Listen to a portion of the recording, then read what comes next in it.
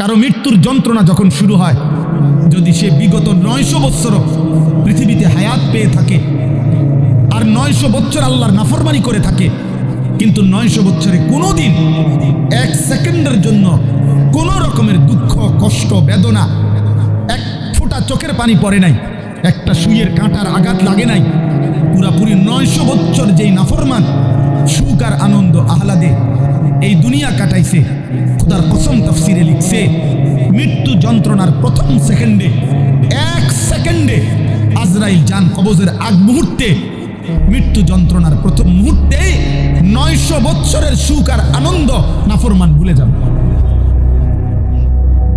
ভুলে যাবে, ভুলে যাবে। পরবর্তী সেকেন্ড যদি তাকে জিজ্ঞেস করা হয়, হে আল্লাহর বান্দা, বিগত দুনিয়াটা তো তুমি খুব আরাম এবং আয়েশে কাটাইছিলা, খোদার কসম তখন ওই নাফরমান বলবে, মাওলা সুখ কি জিনিস আমি তা জীবনে কোনোদিন দেখি না, অথচ সে সুখেই ছিল।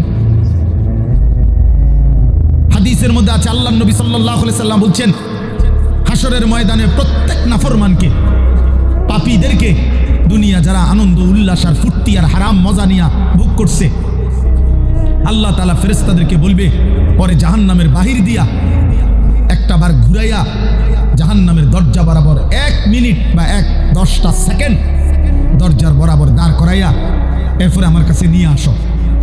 বিশুদ্ধ হাদিস। প্রত্যেক নাফরমানকে ফেরেশতারা জাহান্নামের বাহিরে ঘুরাইয়া দরজার সামনে 1 মিনিট বা 10টা সেকেন্ডের জন্য দাঁড় করাবে। জাহান্নামের একটা আগুনের বাতাস তার বুকটা বরাবর একটা ধাক্কা দিবে বাতাস। আল্লাহর কসম নবী বলেন, ফেরেশতা যখন এরপরে ওই নাফরমান ব্যক্তিকে আল্লাহর সামনে আনবে, আল্লাহ তাআলা জিজ্ঞেস করবে, আমার বান্দা দুনিয়ার হায়াত তো তুমি খুব আরামেই কাটাইছিলা, ঠিক না? তো সেই নাফরমান পাপী অথচ দুনিয়ায় যে ভোগ বিলাস করছে, সে আল্লাহকে বলবে, রব জীবনের সুখ কি জিনিস আমি তা কোনোদিন দেখিনি।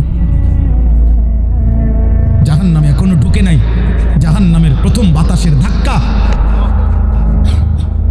প্রিয় ভাই, প্রিয় বন্ধু, দুনিয়া ভুলাই দিবে, সুখের দুনিয়া, সুখের দুনিয়া। এখনো অনেক ছেলে মাঝখানে মোবাইলের ছবি তুলে গেছে, ফালতু বাপ, তুমি উঠে গেলে ভালো, আমি তো ভোটের জন্য আসি নাই, কাজে ব্যাপক জনসমর্থন আমার দরকার নেই, আমি নির্বাচনে প্রার্থী না, আমার কোনো ভোটের দরকার নেই।